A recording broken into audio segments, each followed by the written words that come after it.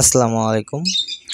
হয়তো বুঝে গেছেন আমি আজকে কি নিয়ে ভিডিওটা করতেছি। সেটা হচ্ছে যে আমার কলোনিতে ফার্স্ট টাইম বারজিগার বাচ্চা করেছে। আর সেটা হচ্ছে যে এমন একটা জায়গায় করছিল যেটা হচ্ছে যে আপনাদেরকে আগের ভিডিও দেখাইছিলাম। কিন্তু এখানে একটু দুঃখের বিষয় আছে, যেটা আজকে হচ্ছে যে ওদেরকে বের করব যেভাবে হোক। আমরা প্ল্যানিং করছি আজকে ওদেরকে বাইরে বের করব, কারণ আমরা ফার্স্ট টাইমে যখন হচ্ছে যে ওদেরকে হাঁড়ি দিয়ে দিই, বাট ওরা হচ্ছে হাঁড়িতে কোনো বাচ্চা দেয়নি বা কোনোটা একটা বারজিগার গিয়েও ডিম দেয়নি হাঁড়িতে। তো হাড়ির পাশে যে খুঁটিগুলো ছিল আমাদের সুপারি গাছের দেওয়া, সেগুলোর ভিতরে একটা পাখি আছে তো 5টা বাচ্চা দিছিল। আপনারা ভিডিওতে দেখছেন, আর একটা পাখি 6টা বাচ্চা দিছিল। ইভেন সেটাই হচ্ছে যে আমরা পরবর্তীতে দেখতে পারি, আজকে ছবি উঠিয়ে যে হচ্ছে যে একটাতে 3টা বাচ্চা আছে আর একটাতে একটা বাচ্চা। কারণ কি, ওদের যে স্পেসটা সেই স্পেসটা ওদের হচ্ছে যে হচ্ছিল না আর মারা যাচ্ছিল বাচ্চাগুলো। তো যাই হোক, পরবর্তীতে আজকে প্ল্যানিং করি যে না, তাহলে খুঁটিগুলো কেটে ফেলবো, যেহেতু 2টা খুঁটি আর হচ্ছে যে অনেকগুলো বারজিগারের বাচ্চা ছিল। আর এটা আমার ফার্স্ট টাইম পাখির বাচ্চা হইছে, যার কারণে আমি খুবই বেশি এক্সাইটেড ছিলাম যে হচ্ছে যে না, যেভাবে হোক এই বাচ্চাগুলোকে আমার বের করে হলেও বাঁচাতে হবে, আমার খুঁটি যায় যাক। যেহেতু আমার চতুর্পাশে হচ্ছে চারপাশে হচ্ছে যে 4টা সিমেন্টের খুঁটি আছে, সেহেতু হচ্ছে যে এটা 2টা কেটে ফেললে সমস্যা হবে না। আমি এমনভাবে কাটবো যার জন্য প্রবলেম না হয় ঘরে।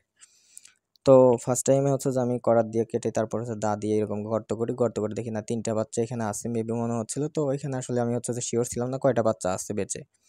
বাট ফার্স্ট টাইম আমরা যখন দেখছিলাম তখন ছিল টোটাল 6টা বাচ্চা ছিল আর 3টা ডিম ছিল।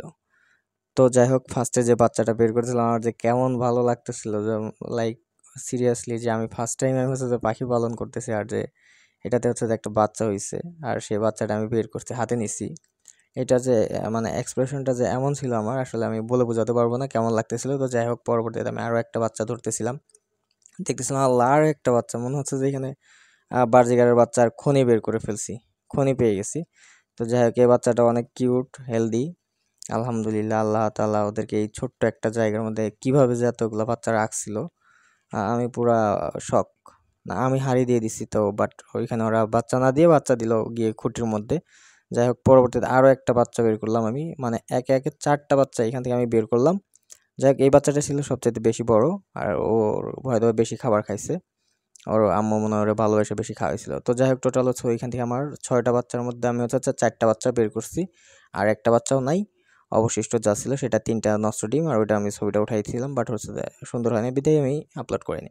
তো যাই হোক, পরবর্তীতে যার একটা খুঁটির মধ্যে বাচ্চা দিছিল ওরা, আমি সেটা কাটতেছিলাম ঠিক এভাবেই। মানে ফার্স্টে হচ্ছে আমি করাত দিয়ে হচ্ছে যে একটা এভাবে কেটে নিচ্ছিলাম, কেটে নিয়ে তারপর হচ্ছে যে ওই দা দিয়ে আর কি সরিয়ে নিচ্ছিলাম, যাতে যেন ওই খুঁটিটার প্রবলেম খুব একটা আমরে না হয়। এমনি তো সমস্যা হবে, খুঁটিটার কার্যকারিতার শক্তি হারায় ফেলবে।